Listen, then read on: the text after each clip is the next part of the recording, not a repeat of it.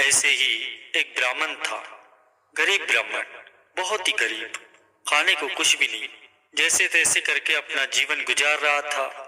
चलते चलते आज उसे एक महात्मा जी मिल गए।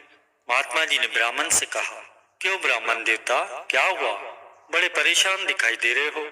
ब्राह्मण ने कहा, क्या करूं महात्मा जी, बड़े जोरों की भूख लगी है, जिससे भी भिक्षा मांगा सबने इनकार कर दिया। तब महात्मा जी ने कहा कि तुम किसी इंसान के पास नहीं गए लगता, ये लो, ये ऐनक ले लो। उस महात्मा जी ने उसे एक ऐनक दी, इसको पहन लो, इसके अंदर देखने से जो तुम्हें इंसान दिखाई दे उससे भिक्षा मांगना तो तुम्हें भिक्षा मिलेगी, सब कुछ मिलेगा। बेचारे ब्राह्मण ने ऐनक लगा ली, बड़े भाव चाव से ऐनक लगा ली, इधर उधर अपनी नजरें घुमाई, कोई उसे कुत्ता दिखाई दे तो कोई बिल्ली, तो कोई सुअर, तो कोई सांप, एक भी इंसान उसे नहीं दिखाई दिया। किससे भिक्षा मांगी, मन में विचार करने लगा, ये क्या दे दिया महात्मा जी ने, मुझे सब के सब तो पशु दिखाई दे रहे हैं, जिसके अंदर जिस पशुत्व की प्रधानता है वही दिखाई दे रहे हैं। कोई गधा दिखाई दे रहा है तो कोई कुछ, तो कोई कुछ। समय बीतता गया, कई घंटे बीत गए, बेचारा मारा मारा इधर उधर घूम रहा। गुरु को वीडियो लाइक करना, सब्सक्राइब करना प्लीज़, बहुत मेहनत से मैं वीडियो बनाता हूँ। वीडियो लाइक करना, सब्सक्राइब, कमेंट में लिख देना जय श्रीदानंद।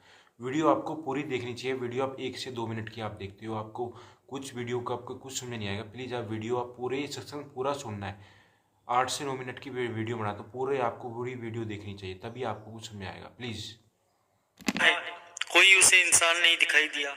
चलते चलते उसे एक पेड़ के नीचे एक मोची पुराने जूते मरम्मत करता हुआ दिखाई दिया। उसे समय मिलता तो कोई नया जूता भी बना लेता था।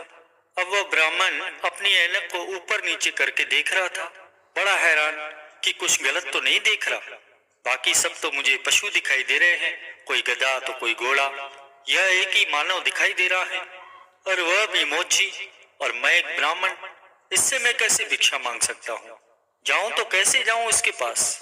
प्रेमियों, परमात्मा की लीला देखो, परमात्मा के रंग देखो। आखिर में हिम्मत करके वह ब्राह्मण उस मोची की तरफ गया। अभी पहुंचा ही नहीं था कि मोची अपनी जगह से उठा। मोची ने उठकर ब्राह्मण देवता को प्रणाम किया, कहने लगा, ब्राह्मण देवता, नीची जाति का हूँ, आप उदास दिखाई दे रहे हो, भूखे हो, काश मेरी जाति अच्छी होती तो मैं आपको भोजन अवश्य करवाता। मेरा कर्म भी नीचा है, चमार वंश में जन्म लेकर अभी मोची का ही काम करता हूँ। मेरी जाति भी नीची, मेरा कर्म भी नीचा, मुझे माफ करना ब्राह्मण देवता, मैं आपकी कोई सहायता नहीं कर सकता। हाँ, वह सामने हलवाई की दुकान है, आओ वहां चलते हैं। अपने थैले में जो दिन भर की कमाई थी उस मोची ने हलवाई को देते हुए कहा कि लाला जी, इतने का जो कुछ भी आता है इन ब्राह्मण देवता को खिला दीजिएगा।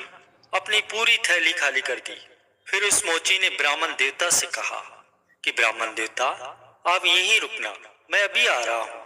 मन में विचार किया कि इतने दिनों से एक नया जूता बना के मैंने रखा हूँ, बहुत ही सुंदर है, उसे बेचा नहीं है, अभी इसको बेच देता हूँ, जो पैसे मिलेंगे वो ब्राह्मण देवता को दक्षिणा के रूप में दे दूंगा।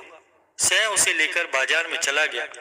परमेश्वर के खेल देखो प्रेमियों, किस प्रकार से वो नाच नचाता है, किस प्रकार वह अपनी लीला दिखाता है, किस प्रकार वह अपनी रचना रचता है।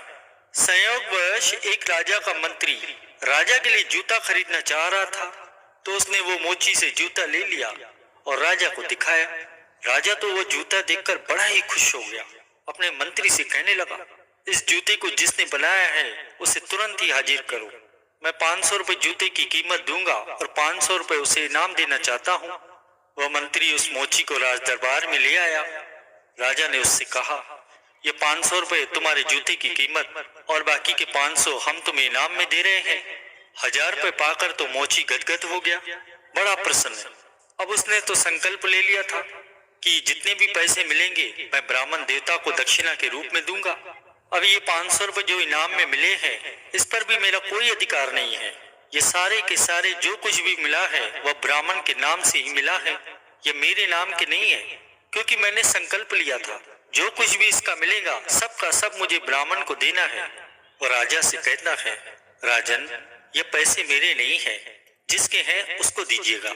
न जाने मैंने पिछले जन्मों में कितने पाप अपराध किए, कैसे पाप अपराध किए कि मुझे नीची जाति मिली और उसके बाद मुझे कर्म भी नीचा मिला।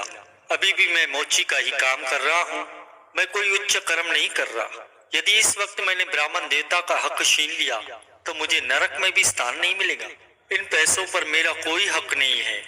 मानो इस व्यक्ति में, इस मोची में परमेश्वर ने ईमानदारी, परमेश्वर ने सद्गुण कूट कूट कर भरे हुए हैं। आज एक के बाद एक सद्गुण, जैसे एक के बाद एक दुर्गुण होते हैं, फिर सद्गुण भी वैसे ही होते होंगे।